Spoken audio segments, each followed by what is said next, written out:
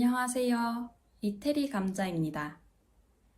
저번 영상을 보지 않으신 분들을 위해 한 번 더 제 소개를 해볼게요. 공공기관을 퇴사 후에 워킹홀리데이를 왔고 현재 밀라노에서 6개월째 거주하고 있어요.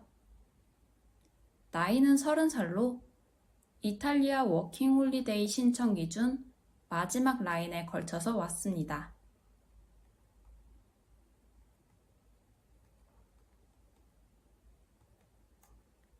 그렇다면 왜 많고 많은 나라 중 이탈리아였냐?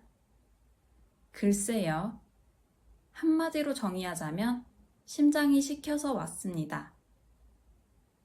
저는 여기랑 전혀 관련이 없어요. 여행도 단 한 번도 와본 적이 없고 이번 계기를 처음으로 왔습니다. 이탈리아는 세계적으로 미학적인 예술이 가장 우수하다고 생각해요. 교과서로 봤던 피사의 사탑, 콜로세움, 폼페이와 같은 유적을 보유하고 있고 태어나서 한 번쯤은 가봐야 하지 않을까? 이런 무의식이 있었던 것 같아요. 이탈리아는 주변만 둘러봐도 아름다운 것 천지예요. 길가를 걸어도 건물의 생김새가 모두 다르고 100년씩 넘은 집들이 많아요. 그래서 아무것도 하지 않고 동네만 산책하더라도 의미가 있을 거라고 생각했죠. 그리고 한국에 비해 여유롭고 낙천적인 성격을 지닌 현지인 사이에 스며들고 싶었습니다.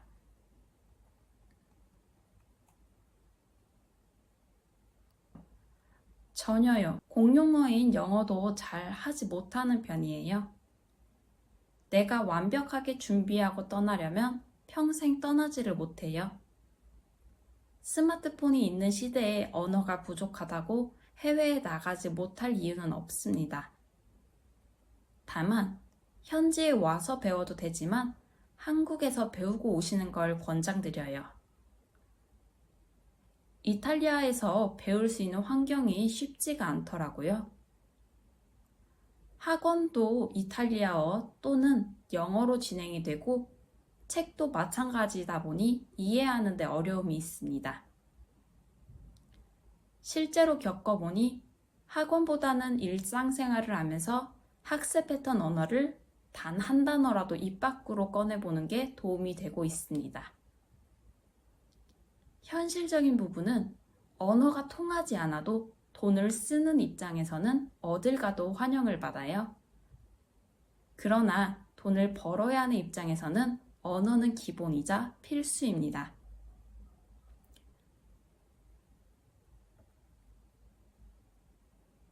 준비 기간이라는 게 참 포괄적이에요. 떠난 날짜로부터 결심한 건 6개월 전, 비자, 세금 번호와 같은 각종 서류는 3개월 전부터 준비했어요. 대사관 예약만 수월하다면 2개월 전부터 준비해도 충분해요. 충분히 혼자 준비할 수 있고 어렵지 않습니다.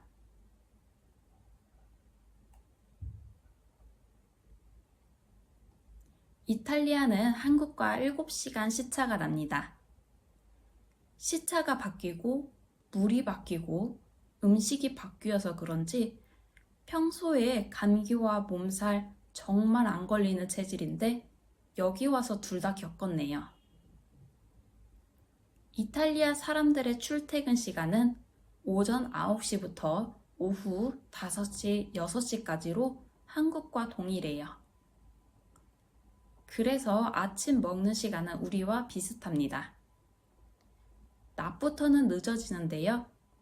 점심 식사는 2시 정도에 간단하게 먹고 저녁 식사는 8시 정도로 푸짐하게 먹어요. 여름이 되다 보니 요즘에는 해가 길어져서 밤 9시 30분이 되어야 해가 집니다. 이렇게 여유로운 성격이 낮의 길이도 영향을 주지 않았을까 싶어요.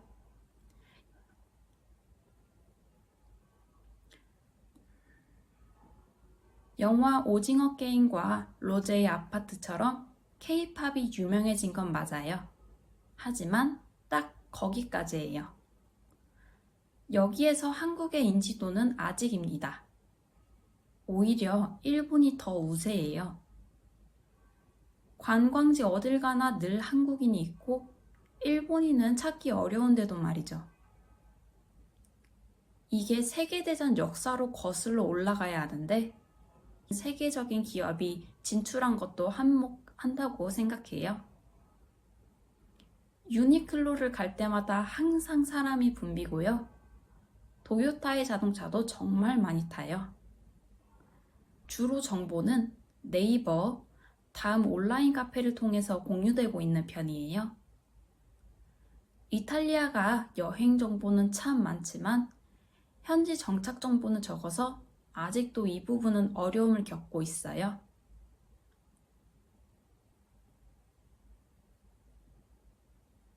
부동산, 어플, 한인 카페 등 다양한 방법이 있습니다.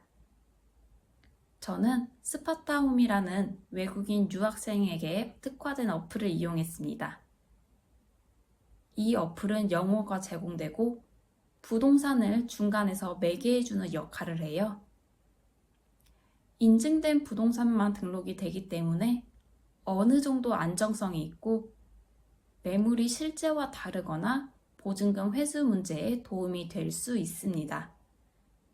다만 수수료가 비싸고 어플에 한 번, 부동산에 한 번, 총 2중으로 발생됩니다.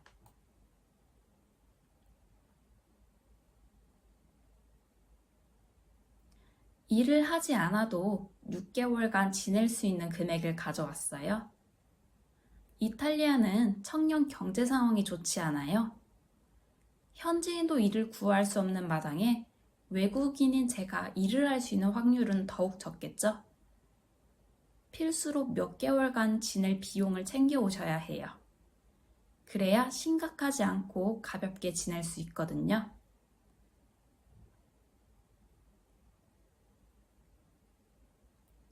지금은 마음에 드는 집을 잡고 안정적으로 지내고 있어요. 어느 지역과 동네에 사느냐에 따라 다르겠지만 밀라노 시내를 기준으로 월 150만 원 정도 사용하고 있습니다. 쉐어하우스에서 살고 있고 월세 포함해서요. 처음에 방을 구하기 전에는 호텔에서 지냈었거든요. 그때는 월 400만 원 정도 지출했어요. 숙박비도 있지만 식당에서 식사를 해결해야 했거든요.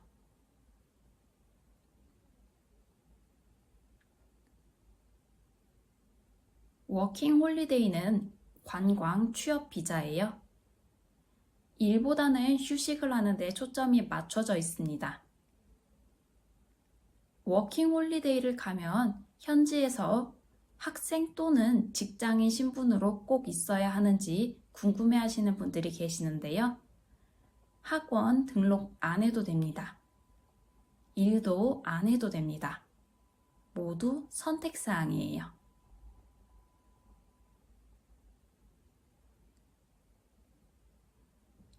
사실 제가 이탈리아를 선택한 건 이리 봐도 저리 봐도 효율적이지 않은 선택이었어요. 어떤 의미냐면 이탈리아는 이태리어를 사용해요. 일단 언어가 공용어가 아니고요. 한국에 비해 물가가 높고 경제 상황도 좋지 않아요. 청년들이 이민 가는 추세일 정도로요. 그래서 남들이 많이 간다는 호주를 가볼까? 영어를 사용하고 최저시급도 높다던데. 하지만 제가 호주에 가고 싶은 이유는 단 한 가지도 없었어요. 만약 내가 호주에서 힘든 일을 겪었다? 저는 거기에 있을 이유가 없으니까 바로 한국으로 돌아갈 거예요. 그래서 효율적이지 않고 철썩 붙어 있고 싶은 나라에 가자 싶었어요. 워킹 홀리데이를 준비하시는 분들은 본인의 목적을 반드시 설정하고 정말 의미 있고 가고 싶은 나라에 가시길 바랄게요. 그럼 이만 이태리 감자는 여기까지 함께 하겠습니다. 다음에 만나요. 차오.